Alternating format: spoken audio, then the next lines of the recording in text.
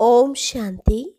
आज है 17 दिसंबर 2020 की साकार मुरली। पहले एक नज़र मुरली की मुख्य पॉइंट्स पर। बाबा ने कहा, इतना समय से तुम अपने को देह समझे बैठे थे, अब बाप ने ही तुमको राइटियस रास्ता बताया है। दिल से निकलना चाहिए, वहाँ सतगुरु वहाँ जो हमको यह रास्ता बताया। अब ऐसी चलन नहीं चलो जो बाप की निंदा हो। तुम यहाँ जीते जी मरते हो, अर्थात देह को भूल अपने को आत्मा समझते हो। देही अभिमानी बनने में ही मेहनत है। जो घड़ी घड़ी अपने नाम रूप में फंस पड़ते हैं, उनको बाप कहते हैं, अब इस नाम रूप से न्यारा बनो। फिर कहा, इस समय सारी दुनिया वर्थ नॉट ए पेनी है, लेकिन तुम वर्थ पाउंड बन रहे हो। तुम अपने हाथ भरपूर करके जाएंगे, बाकी सब हाथ खाली जाएंगे।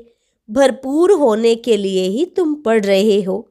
जो बहुतों की सर्विस कर आप समान बनाते हैं, वही माला के दाने बनते हैं। आगे कहा, गली गली में सेंटर ऐसा नज़दीक होना चाहिए जो घर से निकले और सेंटर पर आए। तुम्हारी वृद्धि हो जाएगी, तब राजधानी स्थापन होगी। और लास्ट में बाबा ने कहा, इस पुरानी दुनिया से अब बुद्धि का योग हटा देना है। इसको ही कहते हैं बेहद का सन्यास। यह दुनिया खत्म होनी है। फ्लड्स होंगी, आग लगेंगी, भूख से भी मनुष्य मरेंगे। यह सब हालतें आनी है। अब सुनते हैं महावाक्यों को विस्तार से। मुरली का सार।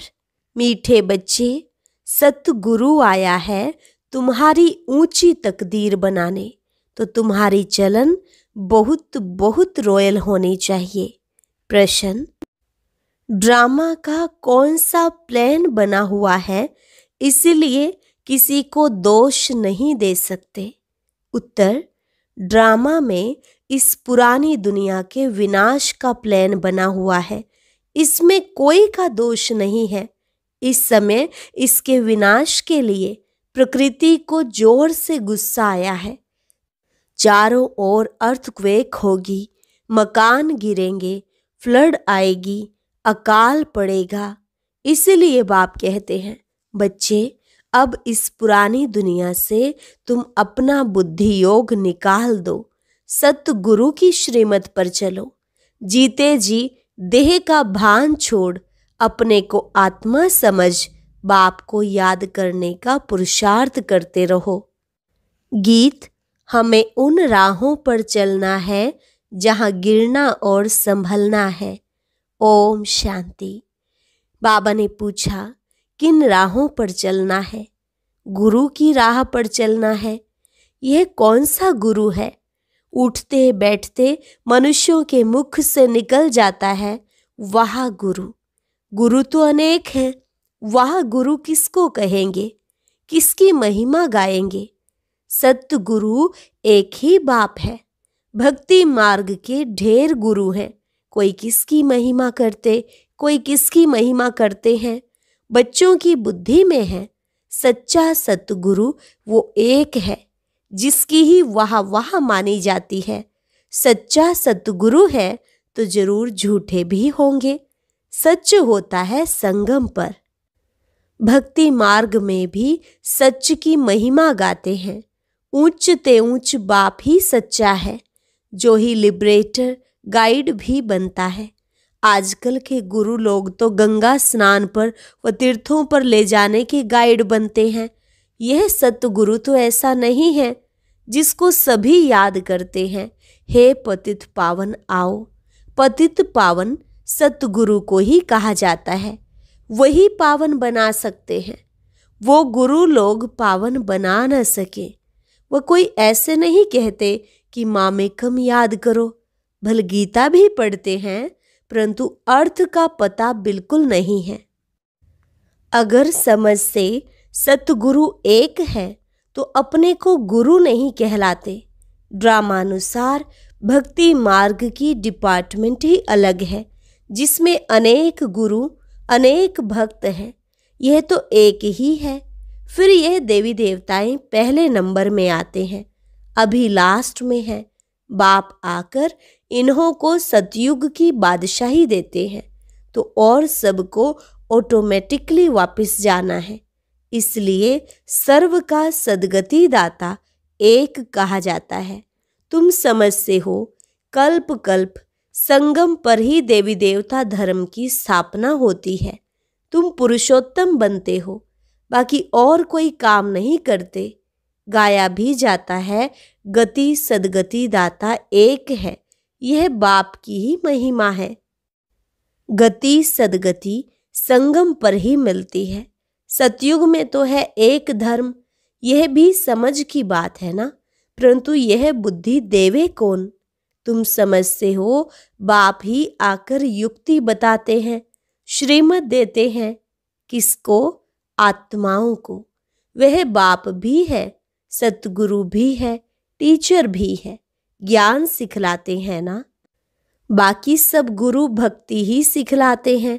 बाप के ज्ञान से तुम्हारी सद्गति होती है, फिर इस पुरानी दुनिया से चले जाते हैं। तुम्हारा यह बेहद का संन्यास भी है। बाप ने समझाया है, अभी 84 जन्मों का चक्र तुम्हारा पूरा हुआ है। अब यह दुनिया खत्म होनी है। जैसे कोई बीमार सीरियस होता है तो कहेंगे अब यह तो जाने वाला है, उसको याद क्या करेंगे, शरीर खत्म हो जाएगा, बाकी आत्मा तो जाकर दूसरा शरीर लेती है। उम्मीद टूट जाती है। बंगाल में तो जब देखते हैं उम्मीद नहीं है तो गंगा पर जाकर डुबोते हैं कि प्राण निकल जाए। मूर्तियों की भी पूजा कर फिर जाकर कहते हैं डूब जा डूब जा। अभी तुम जानते हो यह सारी पुरानी दुनिया डूब जानी है। फ्लड्स होंगी, आग लगेंगी, भूख में मनुष्य मरेंगे, ये सब हालतें आनी हैं। अर्थक्वेक में मकान आदि गिर पड़ेंगे। इस समय प्रकृति को गुस्सा आता है तो सबको खलास कर देती है। यह सब हालतें सारी दुनिया के लिए आनी है। अनेक प्रकार का मौत आ जाता है। बॉम्ब्स में भी जहर भरा हुआ है, थोड़ी बांस आने से बेहोश हो जाते हैं। यह तुम बच्चे जानते हो कि क्या क्या होने का है। यह सब कौन कराते हैं? बाप तो नहीं कराते हैं। यह ड्रामा में नूंद है, कोई पर दोष नहीं देंगे। ड्रामा का प्लान बना हुआ है। पुरानी दुनिया सो फिर जरूर नई होगी। नेचुरल कैलेमिटीज आएंगी, विनाश होने का ही है। इस पुरानी दुनिया से बुद्धि का योग हटा देना, इसको बेहद का संन्यास कहा जाता है। अब तुम कहेंगे वहाँ सतगुरु वहाँ जो हमको यह रास्ता बताया। बच्चों को भी समझाते हैं ऐसी चलन नहीं चलो जो उनकी निंदा हो। तुम यहाँ जीते जी मरते हो। देह को छोड़ अपने को आत्मा समझते हो। देह से न्यारी आत्मा बन बाप को याद करना है। यह तो बहुत अच्छा कहते हैं, वाह सतगुरु वाह। पारलौकिक सतगुरु की ही वाह वाह होती है। लौकिक गुरु तो ढेर हैं, सतगुरु तो एक ही है, सच्चा सच्चा, जिसका फिर भक्ति मार्ग में भी नाम चला आता है। सारी सृष्टि का बाप तो एक ही है। नई सृष्टि की स्थापना कैसे होती है यह भी किसको पता नहीं है। शास्त्रों में तो दिखाते हैं प्रलय हो गई, फिर पीपल के पत्ते पर श्री कृष्ण आया। अभी तुम समझते हो पीपल के पत्ते पर कैसे आएगा। कृष्ण की महिमा करने से कुछ फायदा नहीं होता। तुम्हें अब चढ़ती कला में ले जाने के लिए सतगुरु मिला है। कहते हैं ना, चढ़ती कला तेरे भाने सर्व का भला। तो रूहानी बाप आत्माओं को बैठ समझाते हैं। 84 जन्म भी आत्मा ने लिए हैं। हर एक जन्म में नाम रूप दूसरा हो जाता है। ऐसे नहीं कहेंगे फलाने ने 84 जन्म लिए हैं, नहीं, आत्मा ने 84 जन्म लिया। शरीर तो बदलते जाते हैं।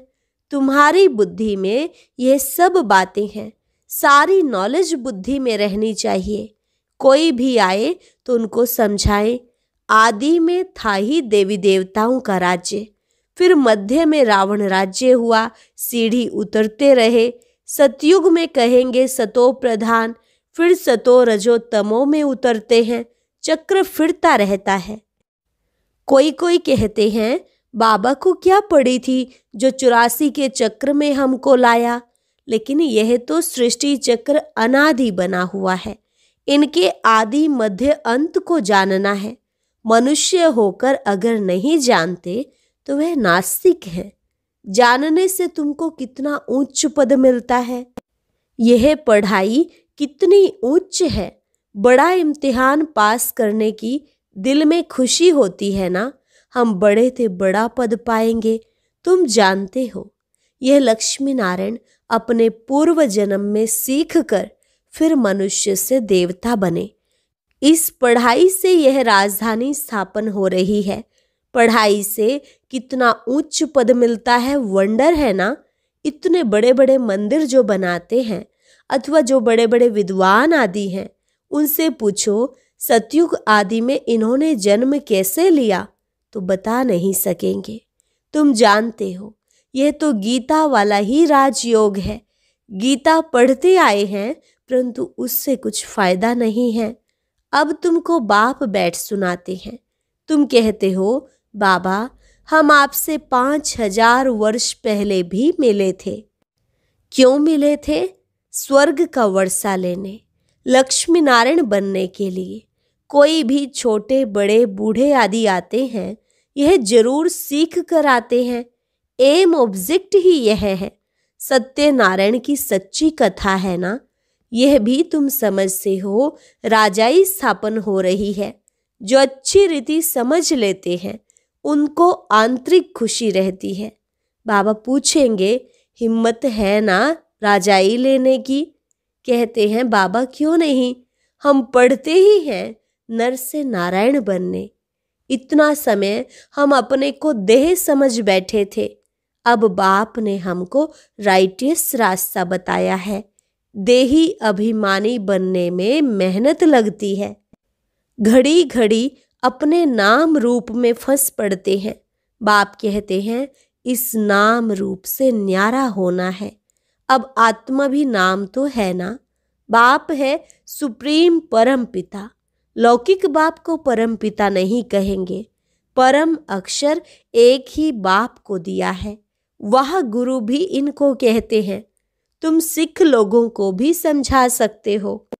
ग्रंथ साहिब में तो पूरा वर्णन है और कोई शास्त्र में इतना वर्णन नहीं है जितना ग्रंथ में।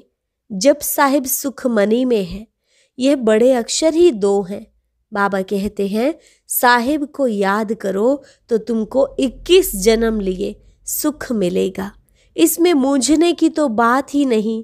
बाप बहुत सहज करके समझाते हैं।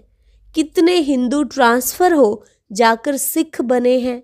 तुम मनुष्यों को रास्ता बताने के लिए कितने चित्र आदि बनाते हो, कितना सहज समझा सकते हो।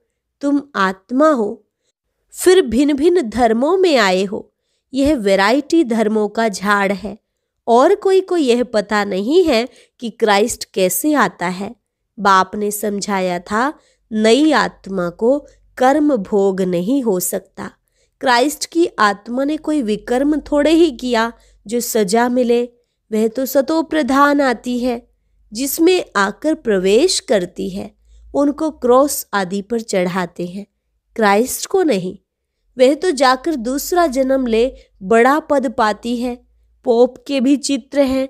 इस समय यह सारी दुनिया बिल्कुल ही वर्थ नॉट ए पेनी है।